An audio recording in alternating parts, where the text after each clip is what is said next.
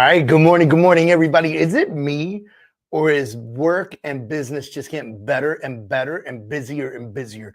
If it isn't for you, then you're missing out somewhere. And I'm glad that you're here for this Motivational Monday kickoff that we do every single Monday, 8:30 in the morning, Eastern Standard Time. If you're not registered for this and you just ran into this, we're here every Monday. It goes live on my YouTube. Subscribe to my YouTube, share this video because many people will need to hear it. All right, happy Monday, guys. Good morning, Freedom Achievers. Welcome to another powerful Monday, another chance to set the tone, to step into the mission, and to and to live like you actually give a damn about what happens this week, right? Now, today I want to start off with a story, but more than that, I want to pull back the curtain on something that we often miss when we're running at 100 miles an hour.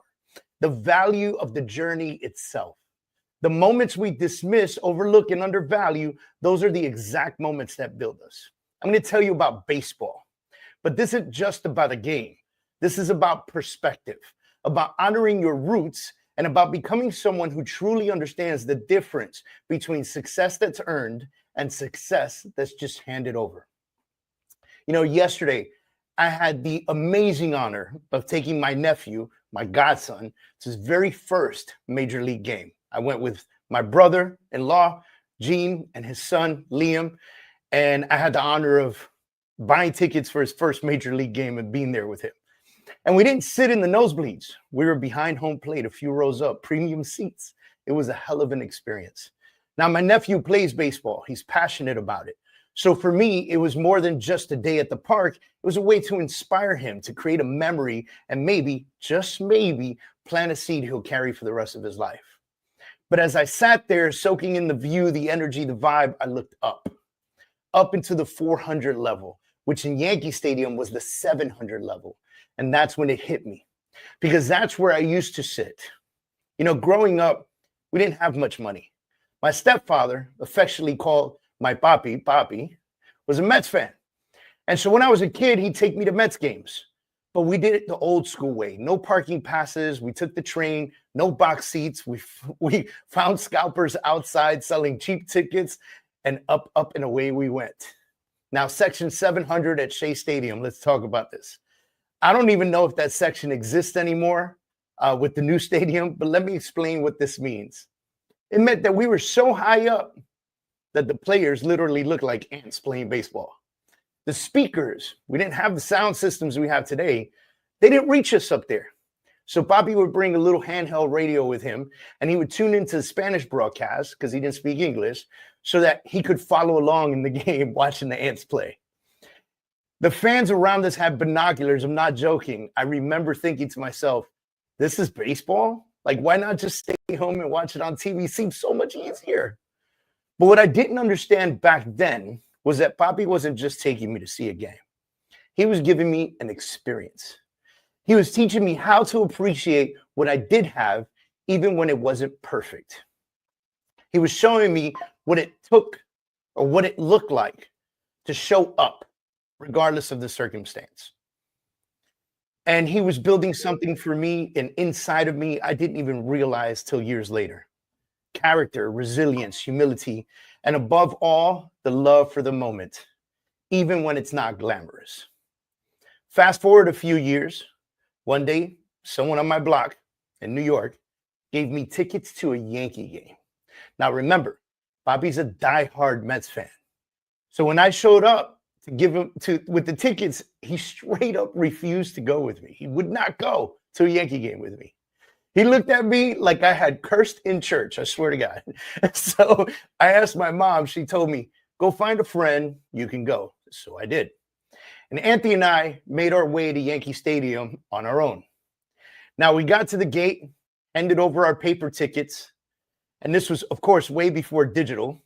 And the ticket taker looked at us and said, please stand over here. Now, I thought we were in trouble. I'd never done this before on my own. And then all of a sudden, this man comes out and asked for our tickets. We smiled and looked at us and said, follow me. He walked us into the stadium and he kept going down and down and down. Ladies and gentlemen, row one, first base, Yankee Stadium. Yes. Now I want to stop for a second because I had never even stepped to the 100 level before. I had never even walked that concourse before, because we would walk into Shea Stadium and it was the roundabout or the stairs all the way to the top. I never, ever, ever walked straight into the stadium. I just walked into the 100 level. You get what I'm saying here? And then this is the nail in the coffin. Don Mattingly walks out into first base, looks at us and says, "Hey guys, enjoy the game." And to be honest with you, I lost it. That moment changed me forever. First of all, I instantly became a Yankee fan from there on and forevermore. But more than that, I understood something I hadn't before: the power of contrast, the power of perspective, the power of knowing what it feels like to come from the 700 level and then sit in row one. See, here's what it all ties back to: you and this Monday Freedom Kickoff that we do every Monday. A lot of us want row one. We want those premium seats in life. We want the success, the recognition, the money, the lifestyle, the freedom. And there's nothing wrong with that, by the way. You should want that. You should desire that. You should want more. You should aim higher. But too many people are out here trying to skip the 700 level. They're trying to go straight from average to extraordinary without appreciating what it means to grind, to build from the bottom, to hustle with heart even when the speakers don't reach you and the view is not great. You want to build a strong business? Then honor the process. You want to become a great leader? Then remember where you came from. You want to inspire your kids, your clients, your team? Then don't just tell them stories about the wins. Talk to them about the journey. Talk to them about the time you struggled and you showed up anyway. The 700 section in life teaches you patience. It teaches you resilience. It humbles you so that you never forget where you were before the world started clapping for you. Let me break it down for you even more, just a little bit further. As a real estate professional, as a business owner, salesperson, or leader, there will be seasons in your life where you will feel like you're in the nosebleeds. I mean, you're going to feel everything's going to look like ants, binoculars, radios. You're working the long hours. You're making the calls. You're running on fumes, feeling like no one sees you. But let me tell you something. You are building muscle in that season. You're sharpening your tools. You're developing depth, not just surface level success. And the truth is, when you finally sit in row one, it will mean so much more to you because you've earned it. You won't just be inspired, you'll be anchored. You'll remember the grind, you'll treat people better, you'll teach better, and you'll lead with gratitude and not ego. Let's get into this mindset shift for a second now. Here's my challenge to you for this week. Stop trying to rush through your season. Stop wishing for someone else's seat. Instead, I want you to appreciate where you are right now. Show gratitude to the people around you and to God for where you are right now. Extract the lessons from the 700 section moments, because we'll all go through them. Be present with the people around you. Recognize how far you've come. And ask yourself what kind of experience you're giving the next generation, whether that's your kids, your clients, or your team. Let me land this with a question. What seat and what row are you in right now?